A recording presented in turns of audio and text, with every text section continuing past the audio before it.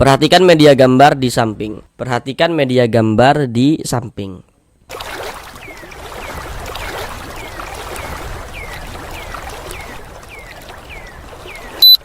Assalamualaikum warahmatullahi wabarakatuh. Apakah Bapak dan Ibu, saudara semuanya masih belum lancar di dalam membaca Al-Quran, kemudian masih belum memahami ilmu tajwid? Mari belajar mengaji Al-Quran bersama kami. Akan kami jelaskan tajwidnya dengan pelan-pelan, sehingganya dengan penjelasan tajwidnya yang pelan-pelan, semoga Bapak dan Ibu, saudara semuanya dapat langsung memahami ilmu tajwid Al-Quran dengan mudah. Karena dengan kita mempelajari ilmu tajwid Al-Quran, kemudian kita memahaminya, kemudian kita bisa menerapkan dengan sendirinya ketika membaca Al-Quran, maka tentulah akan memperbaiki bacaan Al-Quran kita. Semoga yang belum lancar bisa segera lancar di dalam membaca Al-Qurannya. Selanjutnya kami senantiasa mendoakan semoga Bapak dan Ibu, saudara semuanya senantiasa diberikan kesehatan oleh Allah Subhanahu wa Ta'ala.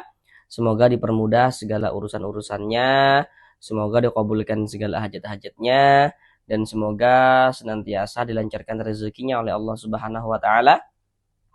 Semoga Bapak dan Ibu, saudara semuanya diberikan oleh Allah Subhanahu wa Ta'ala rezeki yang berlimpah dan barokah, sehingga dengan rezeki yang berlimpah dan barokah tersebut semoga bisa menjadi seorang ahli sedekah dan juga nantinya bisa beribadah umroh dan haji ke tanah suci Mekah.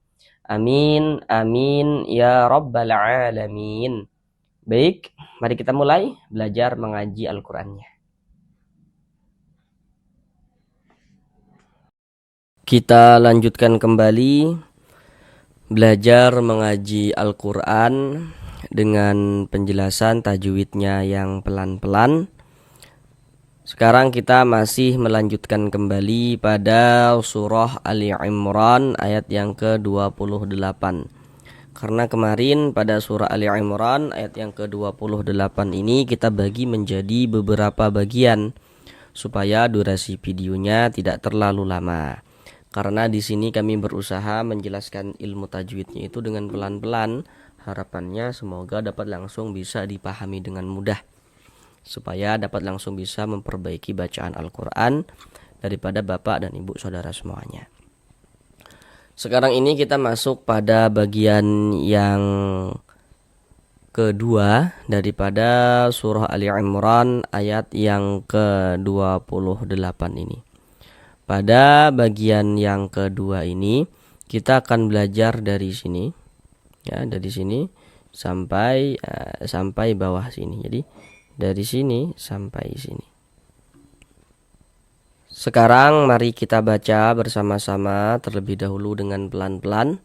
Namun seperti biasa ya, kami selalu menyarankan setelah Bapak dan Ibu, saudara semuanya mengikuti video pembelajaran yang kami buat ini, maka hendaknya bacalah juga secara full surah Ali Imran ayat yang ke-28 tadi itu. Dikarenakan ini yang akan kita pelajari, jadi marilah kita baca bersama-sama terlebih dahulu dengan pelan-pelan, baru setelahnya kami jelaskan juga tajwidnya dengan pelan-pelan.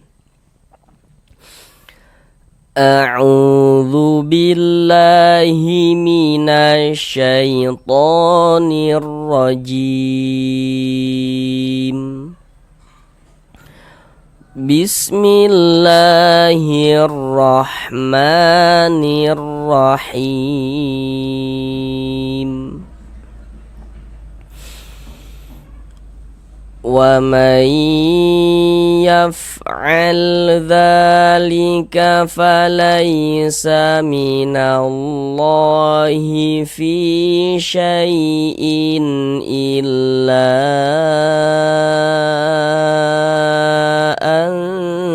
tattaqu minhum tuqah.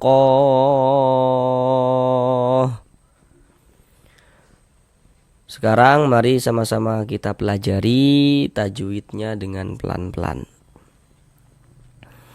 Yang pertama di sini ini kita baca wamai, wamai. Jangan dibaca waman, jangan. Di sini ada huruf nun sukun. Huruf nun tanda sukun tuh seperti ini. Huruf sukun atau huruf mati ya gitu.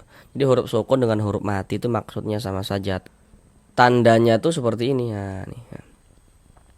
Namun sebelum itu perhatikan dulu media gambar di samping.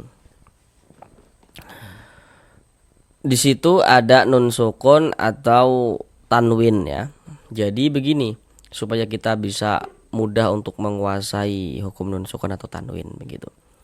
Yang perlu untuk kita ingat ya, perlu untuk kita ingat banget ya, supaya kita bisa mengetahui di mana terjadinya hukum tersebut begitu.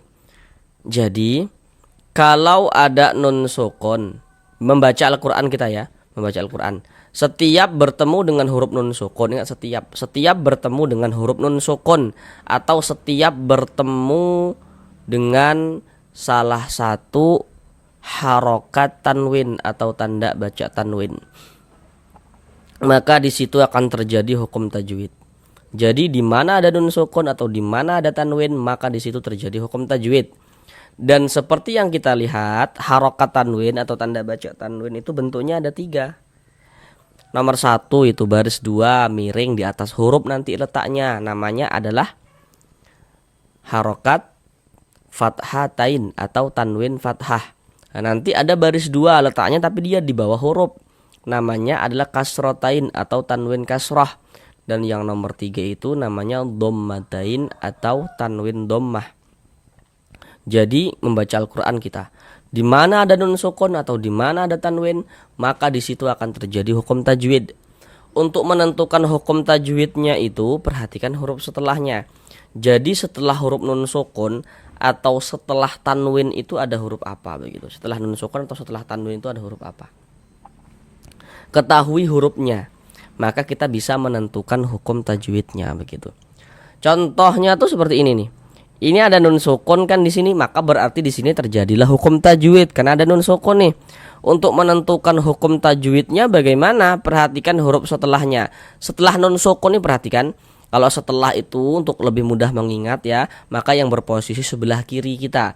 Ini nun sukun sebelah kiri kita mana? Sebelah kiri huruf nun ini mana? Huruf ya. Jadi nun sukun setelahnya huruf ya, atau nun sukun sebelah kirinya huruf ya, nun sukun bertemu dengan huruf ya nih. Huruf ya inilah yang harus kita ketahui. Huruf apa dia supaya kita bisa menentukan hukum tajwidnya. Perhatikan media gambar di samping. Kalau ada huruf ya termasuk salah satu huruf itu idgham bi gunnah. Jadi kalau ada huruf nun sukun atau tanwin, jika bertemu dengan salah satu daripada 4 huruf yang di samping itu, maka hukumnya adalah idgham bi gunnah. Nah, nanti dikecualikan pada izhar mutlak ya. Jadi kalau ada huruf nun sukun atau tanwin bertemu dengan salah satu daripada 4 huruf yang di samping itu, hukumnya idgham bi gunnah. Nah, jadi huruf-huruf idghamnya itu dihafal supaya nanti begitu kita membaca Al-Qur'an, jika ada nun sukun atau tanwin tuh bertemu dengan huruf-huruf yang 4 itu sudah tahu hukumnya. Oh, ini idgham bi gunnah hukumnya seperti itu. Nah, cara membaca idgham bi gunnah, yakni cara membacanya dengan cara memasukkan kemudian disertai dengan gunnah. Yang dimasukkan itu apanya begitu kan? Bunyi nun sukunnya ini dimasukkan melebur ke huruf ya. Nah, sehingganya ini kita baca wamai. Jangan dibaca waman yaf, tapi dibaca wamayaf, wamayaf seperti itu. Kemudian digundahkan atau didengungkan. Jadi di bagian mainya itu suaranya itu kita tahan, kita panjangkan sebentar sepanjang 2 harakat. Wa may yaf'al, wa may yaf'al. Nah, seperti itu. Kemudian di sini ada huruf fa, dia sukun. Nah, kita baca yaf, yaf. Ketika kita mengucapkan huruf fa itu ada nafas yang mengalir ketika kita mengucapkannya. Fa, fi, fu. Karena huruf fa itu dia salah satu huruf yang memiliki sifat hamas. Jadi ini kita baca yaf. Jangan dibaca yap begitu, jangan, tapi dibaca yaf seperti itu. Wa may yaf'al dza. Nah, seperti itu ya. Wa may yaf'al dza. Kemudian dza dibaca panjang. Kenapa kok dza ini dibaca panjang? Perhatikan media gambar di samping. Di situ ada bacaannya rumus mad asli atau mad tabi'i. Nah, yang perlu untuk kita ketahui pertama banget ya, supaya kita bisa menguasai panjang pendeknya bacaan itu, hal yang paling mendasar yang harus kita ketahui dan kita pahami dan kita ingat, kita harus mengetahui dulu jumlahnya huruf mad. Huruf mad itu jumlahnya itu ada 3. Apa saja begitu. Nah, seperti yang kita lihat pada media gambar di layar itu, yang rumus 1 warna hitam, rumus 2 warna hitam, rumus 3 warna hitam. Nah, itu huruf-huruf mad itu. Huruf mad pertama rumus 1 yang warna hitam. Huruf ya sukun sebelumnya harokat kasroh. Nah, itu huruf mad pertama. Jadi kalau ada huruf ya sukun sebelumnya harokat kasroh ya, maka huruf yang memiliki harokat kasrohnya dibaca panjang. Rumus 2 yang warna hitam. Nah, itu huruf mad yang kedua, huruf waw sukun sebelumnya harokat dhammah. Nah, itu. Jadi kalau ada huruf waw sukun sebelumnya harokat dhammah atau tanda baca dhammah, maka huruf yang memiliki tanda baca dhammahnya dibaca panjang. Rumus 3 yang warna hitam. Nah, itu huruf mad yang ketiga, huruf alif sebelumnya harokat fathah. Jadi kalau ada alif sebelumnya harokat fathah, maka huruf yang memiliki harokat fathahnya dibaca panjang begitu. Kemudian nanti di dalam Al-Qur'an ya, untuk menunjukkan tanda panjang, selain ditulis dalam bentuk-bentuk seperti warna hitam itu ya, selain ditulis dalam bentuk-bentuk seperti warna hitam, yakni huruf madnya itu tampak ya, kelihatan huruf madnya kan, kelihatan kan kalau ada alif sebelumnya harokat fathah, waw sukun sebelumnya harokat dhammah, huruf ya sukun sebelumnya harokat fathah, kelihatan kan huruf madnya. Tapi nanti juga huruf-huruf mad itu bisa saja gitu kan, tidak ditulis, tidak kelihatan huruf madnya, tidak kelihatan huruf madnya seperti yang warna-warna hitam itu, tapi nanti diganti seperti yang warna-warna biru itu. Nah, misalnya tuh rumus 3 yang warna hitam misalnya, nanti bisa ditulis dalam bentuk seperti yang warna biru, yakni harokat fathah berdiri berbentuk alif kecil di atas huruf seperti itu untuk menunjukkan tanda panjang. Nah, jadi yang warna-warna biru itu pada dasarnya adalah yang warna-warna hitam begitu. Contohnya ini dza ini dibaca panjang. Perhatikan rumus 3 yang warna biru. Nah, rumus 3 yang warna biru itu pada dasarnya adalah rumus 3 yang warna hitam ya. Dza ini dibaca panjang. Jadi kalau kita membaca Al-Qur'an, bertemulah kita dengan huruf. Di atas huruf tersebut ada tanda seperti ini, tanda harokat fathah berdiri. Harokat fathah atau tanda baca fathah itu kan dia bentuknya baris miring seperti ini kan. Baris miring seperti ini, seperti ini, seperti ini, seperti ini, seperti ini, seperti ini, seperti ini. Pokoknya baris satu miring di atas huruf. Tapi kalau harokat fathah atau tanda baca fathah itu atau baris fathah itu bentuknya berdiri seperti ini, bentuknya itu berbentuk alif kecil seperti ini. Nah, ini menandakan huruf itu kalau di atasnya ada tanda seperti ini dibaca panjang, sehingganya dza dibaca panjang. Mad tabi'i panjangnya 2 harokat sesuai dengan rumus 3. Dzalika falaisa minallah. Di sini ada huruf ya sukun, ada huruf ya, ada tanda sukun, huruf ya sukun atau huruf ya mati. Sebelum ya sukun, kalau kami katakan sebelum, maka yang berposisi sebelah kanan kita. Sebelah kanan kita kalau sebelum. Jadi ada huruf ya sukun, sebelumnya ada ini nih, ada harokat fathah atau huruf ya sukun sebelah kanan kita. Ada harokat fathahnya atau tanda baca fathah baris satu miring di atas huruf nih. Perhatikan media gambar yang di samping itu.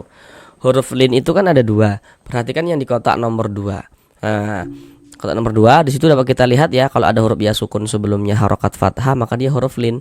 Nah, ini huruf ya sukun sebelumnya harokat fathah, maka berarti huruf ya sukun yang sebelumnya harokat fathah adalah huruf lin.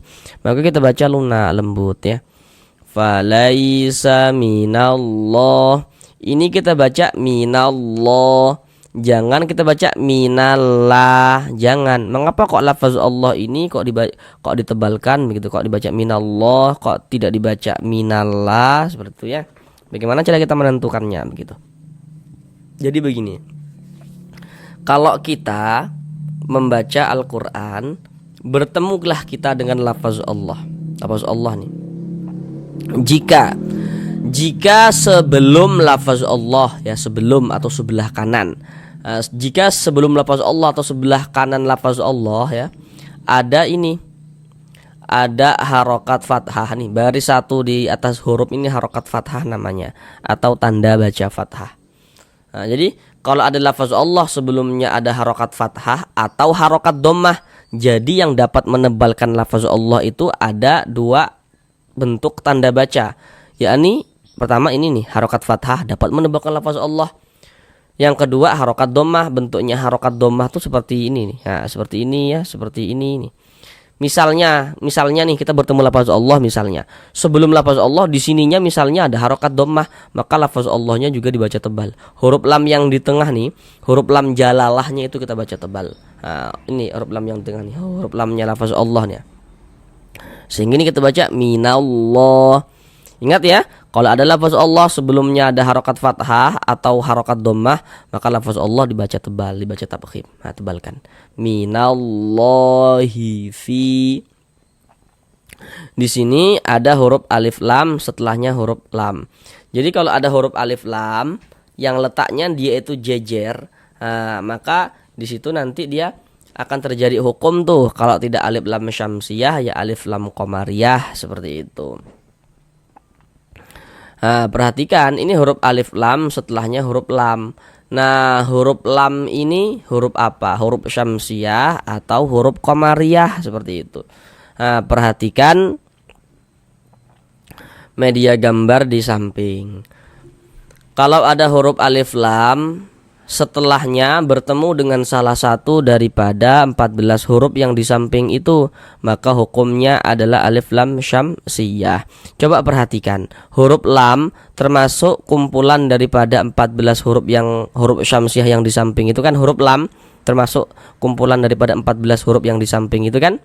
Nah, makanya ini alif lam setelahnya huruf lam, dikarenakan huruf lam yang ada tanda bacanya nih, dikarenakan huruf lam ini huruf syamsiyah, maka ini hukumnya alif lam syamsiyah. Alif lam syamsiyah atau disebut juga dengan idgham syamsiyah. Karena dia cara membaca huruf lamnya dibaca idgham, dari na langsung masuk ke huruf syamsiyah yang ada tanda bacanya ini. Jadi kalau ada huruf alif lam letaknya jejer seperti ini. Ada huruf alif lam letaknya jejer. Huruf lamnya itu nggak ada tanda bacanya, ini huruf alif, ini huruf lam. Huruf lam yang ini nggak ada tanda bacanya, nggak ada harokatnya, itu lam syamsiyah tuh. Nah, minallah, lafaz Allah dibaca panjang. Untuk di sini media gambarnya tidak kami tampilkan lagi supaya kita bisa latihan, mengetahui, mengamati tanpa bantuan media gambar. Nah, bagaimana cara kita mengetahui lafaz Allah dibaca panjang? Nah, karena di atas lafaz Allah ada ini nih, ada harokat fathah berdiri berbentuk alif kecil seperti ini. Nah, samalah dengan ini tadi nih, sama ya. Nah, sehingga lafaz Allah ini dibaca panjang. Kalau pada media gambar tadi itu sesuai dengan rumus 3. Mad tabi'i panjang 2 harokat. Minallahi fi dibaca panjang. Kenapa kok fi dibaca panjang? Bagaimana cara kita mengetahuinya? Seperti itu. Perhatikan pula sekarang rumus 1 yang warna hitam. Pada rumus 1 warna hitam, di situ dapat kita lihat ya. Kalau kita membaca Al-Qur'an, bertemulah kita dengan huruf ya sukun. Ada huruf ya, ada tanda sukun. Sebelum ya sukun ada harokat kasroh tuh di rumus 1 yang warna hitam. Nah, harokat kasroh, di atas harokat kasroh tuh ada titik-titik tuh. Nah, titik-titik di sana tuh maksudnya tuh letaknya huruf yang dibaca panjang. Jadi kalau ada huruf ya sukun sebelumnya harokat kasroh, maka huruf yang memiliki harokat kasrohnya dibaca panjang. Begitu cara membaca rumus 1 yang warna hitam. Contoh penerapan dalam bacaan tuh seperti ini nih ya, seperti ini. Nah, jadi kalau kita membaca Al-Qur'an itu kita lihat-lihat, kita perhatikan. Kalau ada huruf ya, ada tanda sukun. Ini huruf ya, ini tanda sukun, huruf ya sukun. Jika sebelum ya sukun di sini ada ini, ada harokat kasroh nih, baris 1 di bawah huruf harokat kasroh atau tanda baca kasroh. Ada huruf ya sukun sebelumnya harokat kasroh, maka huruf yang memiliki harokat kasrohnya dibaca panjang. Sehingga fi dibaca panjang. Mad tabi'i panjangnya 2 harokat. Fi syai'in illa, Ini ada huruf ya sukun, ada huruf ya, ada tanda sukun. Sebelumnya ada ini nih harokat fathah. Di atas ini tadi huruf ya sukun, sebelumnya harokat fathah kan? Maka berarti huruf ya sukun sebelumnya harokat fathah, maka dia adalah apa tadi? Nah, huruf lin. Itu untuk di sini media gambarnya tidak kami tampilkan lagi supaya kita langsung latihan, langsung bisa mengetahui begitu. Oh, ini huruf lin ya, oh ini ya gitu kan, tanpa bantuan media gambar. Karena tadi di atas sudah kita tampilkan. Syai'in illa, di sini ada tanda baca tanwin baris 2 di bawah huruf harokat kasrotain atau tanwin kasroh. Tadi kan di atas sudah kami katakan ya, di mana ada nun sukun atau di mana ada tanwin, maka di situ terjadilah hukum tajwid. Nah, ini ada tanwin di sini, maka terjadi hukum tajwid. Untuk menentukan hukum tajwidnya, perhatikan huruf setelahnya. Tanwin, setelahnya adalah huruf hamzah nih. Loh, kok ini huruf hamzah, bukankah ini huruf alif? Jadi, bagi yang belum tahu, kalau ada huruf alif, tapi dia memiliki tanda baca nih, memiliki harokat. Jadi huruf alif yang memiliki tanda baca atau huruf alif yang memiliki harokat, maka itu bukan huruf alif tapi huruf hamzah. Jadi huruf hamzah itu bisa ditulis dalam bentuk seperti ini, bisa juga ditulis dalam bentuk alif yang memiliki tanda baca seperti ini. Maka ini tanwin setelahnya huruf hamzah. Nah, huruf hamzah inilah yang harus kita ketahui. Huruf apa dia supaya kita bisa menentukan hukum tajwidnya. Perhatikan media gambar di samping. Huruf hamzah termasuk salah satu huruf izhar halqi. Huruf-hurufnya silakan dihafal. Jadi kalau ada nun sukun atau tanwin, bertemulah dengan salah satu daripada 6 huruf yang di samping itu ya, maka hukumnya adalah izhar halqi. Maka dibaca jelas, tidak berdengung. Yang dibaca jelas itu apanya? Ya, bunyi tanwinnya ini kita baca jelas, syai'in. Nah, jangan disamar-samarkan. Kemudian dia tidak didengungkan, tidak digunahkan, maka dibaca pendek saja. Syai'in illa, in illa, begitu pendek saja. Kemudian la dibaca panjang. Ini namanya adalah mad jaiz munfasil, namun pada awalnya namanya adalah mad tabi'i. Kenapa kok bisa berubah dari mad jaiz dari mad tabi'i menjadi mad jaiz begitu? Apa sebab begitu kan ya? Sekarang perhatikan terlebih dahulu rumus 3 yang warna hitam. Di rumus 3 yang warna hitam, di situ dapat kita lihat ya, ada alif, sebelum alif ada harokat fathah. Baris miring tuh harokat fathah namanya atau tanda baca fathah. Di bawahnya ada titik-titik kan di situ. Nah, titik-titik di sana tuh letaknya huruf yang dibaca panjang. Jadi kalau ada alif sebelumnya ada harokat fathah, maka huruf yang memiliki harokat fathah dibaca panjang. Begitu cara membaca rumus 3 yang warna hitam itu. Kemudian contoh penerapan di dalam Al-Qur'an tuh seperti ini ya, contohnya nih. Jadi kalau kita membaca Al-Quran itu kita lihat-lihatlah, kita perhatikan begitu. Kalau ada alif, ini ada alif nih. Ini yang nyamping nih alif. Sebelum alif ada ini nih, ada harokat fathah nih, ada tanda baca fathah. Ada alif, sebelumnya ada harokat fathah. Maka huruf yang memiliki harokat fathah dibaca panjang, sehingganya la dibaca panjang. Nah, pada awalnya dia namanya mad tabi'i, kemudian mad tabi'inya bertemu dengan ini nih, dengan huruf hamzah nih, tapi dia di lain kata atau di lain kalimat begitu. Maka mad tabi'i yang bertemu dengan huruf hamzah di lain kata atau di lain kalimat ya, maka dia berubah menjadi mad jaiz munfasil. Panjangnya mad jaiz munfasil itu dibaca panjangnya itu 4 sampai dengan 5 harokat. Walaupun ada juga yang membacanya dengan 2 harokat. Nah, kita panjangkan 4 sampai dengan 5 harokat. Illa antattaqu, nun sukun setelahnya huruf ta. Di sini ada nun sukun, berarti di sini terjadi lagi lah hukum tajwid begitu. Nah, kan tadi kami katakan ya, kalau ada nun sukun atau tanwin di situ terjadi hukum tajwid. Nun sukun setelahnya huruf ta. Huruf ta huruf apa? Ini yang harus kita ketahui supaya kita bisa menentukan hukum tajwidnya. Perhatikan, huruf ta termasuk salah satu huruf ikhfa hakiki. Jadi kalau ada nun sukun atau tanwin bertemu dengan salah satu daripada 15 huruf yang di samping itu, maka hukumnya adalah ikhfa hakiki. Dan huruf ta ini dia masuk pada ikhfa hakiki aqrab. Jadi kalau ada nun sukun, ya atau tanwin bertemu dengan salah satu daripada 15 huruf yang di samping, hukumnya ikhfa hakiki. Dan huruf ta dia masuk pada ikhfa hakiki aqrab. Kenapa begitu? Kenapa kalau dikatakan aqrab? Karena dia dekat. Yang dekat itu apanya? Makharijul hurufnya. Jadi antara makharijul huruf nun dengan huruf ta itu dia dekat, maka dikatakan aqrab. Maka cara membaca ikhfa hakiki dibaca samar, kemudian didengungkan. Yang dibaca samar itu apanya? Begitu ya. Bunyi nun sukunnya kita baca samar. Jangan kita baca an jelas begitu, jangan, tapi dibaca samar. Nah, kemudian didengungkan. Jadi di bagian al-nya itu suaranya itu kita tahan ya, kita panjangkan sebentar ya sepanjang 2 harokat. Tattaqu,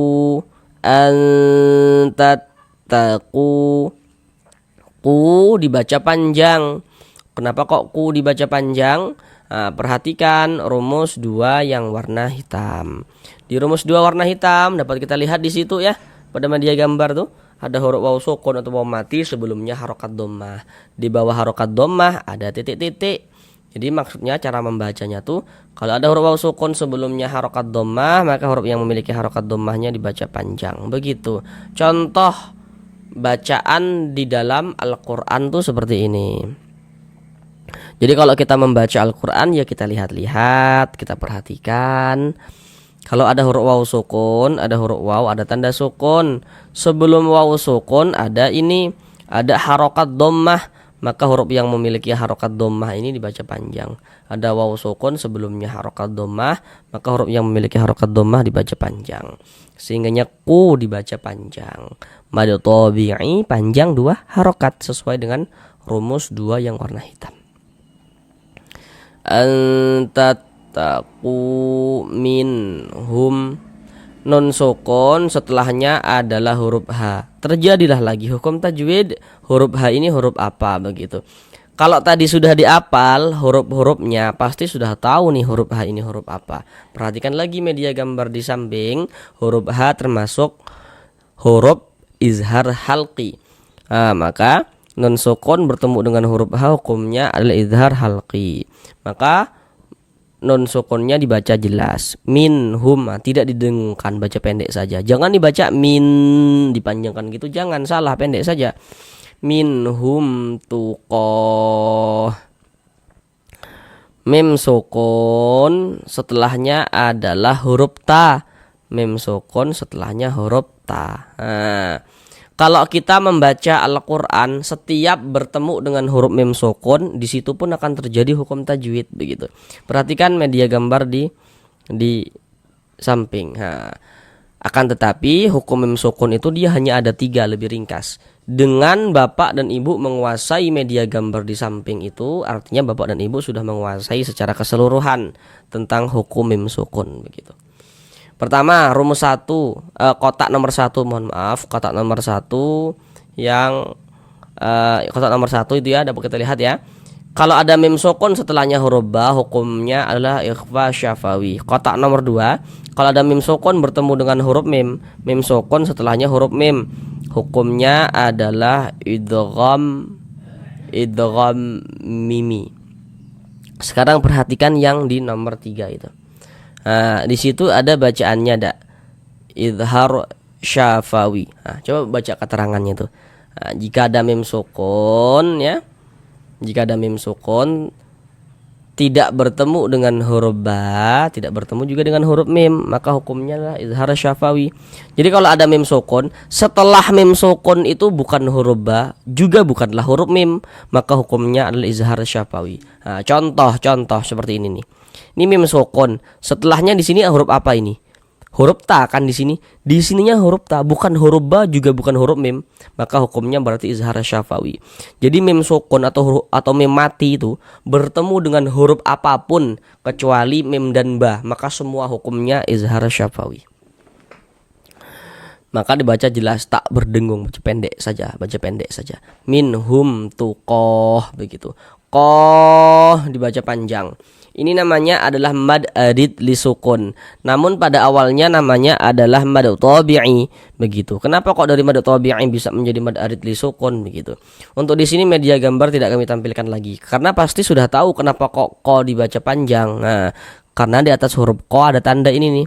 Ada tanda harokat fathah berdiri berbentuk alif kecil seperti ini, sehingga ko dibaca panjang. Kalau pada media gambar tadi itu sesuai dengan rumus 3, begitu. Nah, kemudian ko ini kan mad tabi'i. Akan tetapi di sini mad tabi'inya itu bertemu dengan huruf yang disukunkan, bertemu dengan huruf yang dimatikan. Nah, maka berubah menjadi mad arid li sukun. Mad tabi'i bertemu dengan huruf yang disukunkan, maka berubah menjadi mad arid li sukun.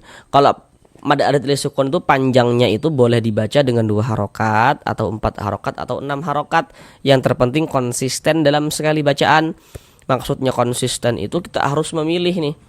Kalau mad arid li sukun pada saat membaca Al-Quran, kalau mad arid li sukun kita baca dengan panjang 2 harokat, maka semuanya kita panjangkan 2 harokat mad arid li sukunnya pada saat membaca Al-Quran itu.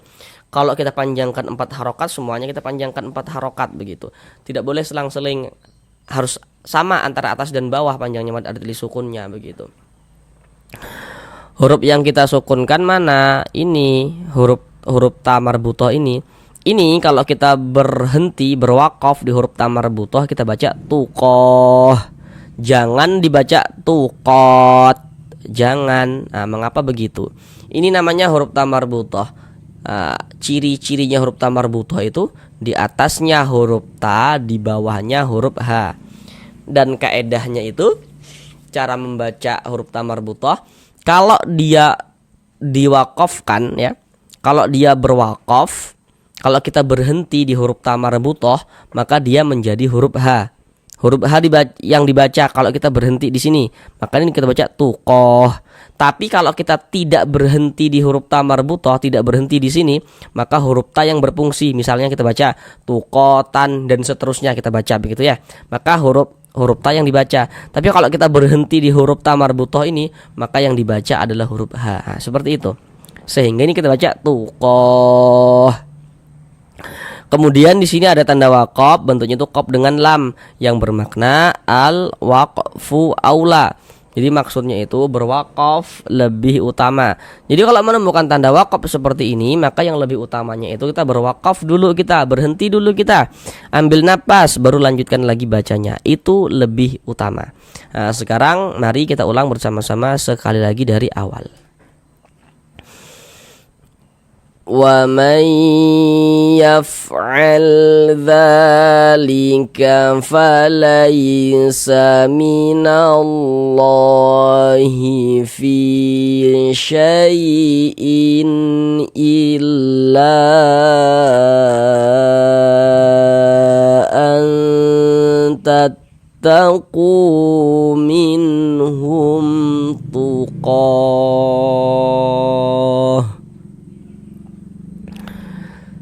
Sampai di sini belajar mengaji Al-Qur'annya untuk para bapak dan ibu ya, ustaz dan ustazah yang mungkin menyimak video pembelajaran kami ini ya. Para bapak dan ibu guru ngaji lainnya yang mungkin menyimak video pembelajaran yang kami buat ini ya. Jika mungkin kiranya ada hal yang kurang pas atau ingin menyempurnakan mungkin ya. Mungkin ketika menonton dirasa ada yang kurang pas nih, ada yang belum sempurna nih, begitu.